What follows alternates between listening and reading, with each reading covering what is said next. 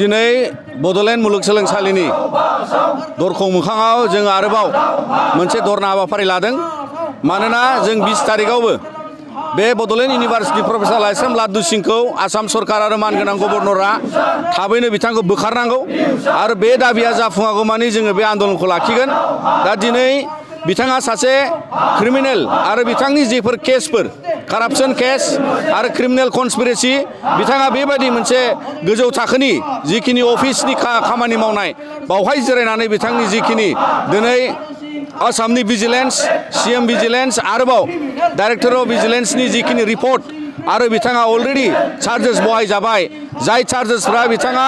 Criminal कनस्पिरेसि खालामनाय थगायनाय आरो बेवहाय कारापसन प्रेक्टिस खालामनायनि मुङै बिथाङा दिनै एन्टिसिपेटरि बेल एबा हाइ कर्टनिफ्राय बिथाङा प्रि एरेस्ट बेल लानानै सिरियै अफिस खालामखोमादों। दा बेनिखायनो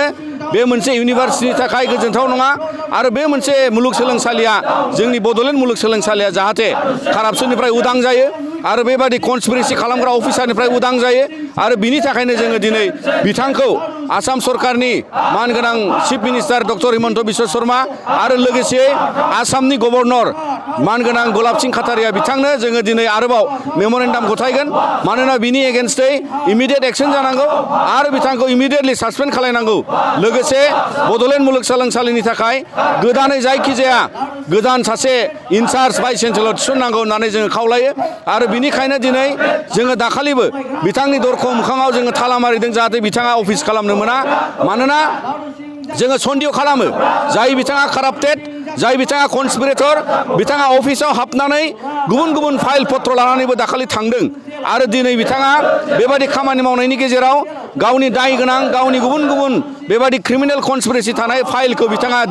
खोमानाय बेबादि माखासे कनस्पिरेसि खालामनो हागौ। दा बिनिखायनो सासे बेबादि क्रिमिनेल अफेन्स मावनाय दायनिगिरि जानाय एबा दायनिगिरि खालामनानै दिनै बिथांखौ इनभेस्टिगेसन सोलिनायाव बिथाङा बेबादि मोनसे गोजौ पर्यायनि अफिसाव अफिस मासि लानानै खामानि मावनायनि जयगथा गैया आरो बिनि थाखायनो दुलाराय बर' फरायसा आफादा गोख्रोङै जों दाबि खालामो आरो बिथाङा खुनु पद्दाय दिनै बे अफिसाव जिरायनो मोना बे जोंनि दाबि।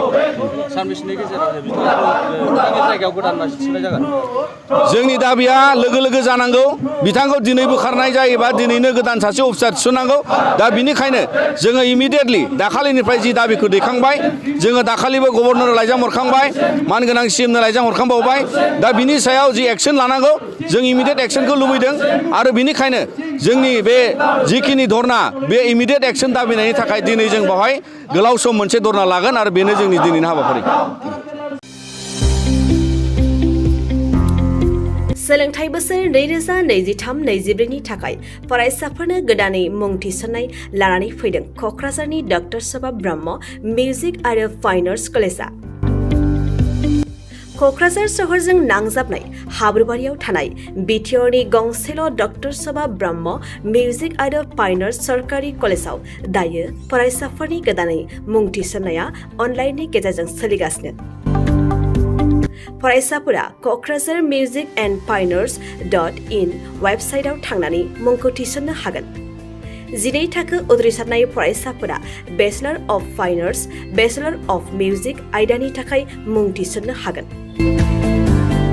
बे सरकारि कलेजआव मोजां सोलोंथाइजों लोगोसेयैनो हौवासा हिन्जावसाफोरनि थाखाय आलादायै हस्टेलनि खाबुबो दं।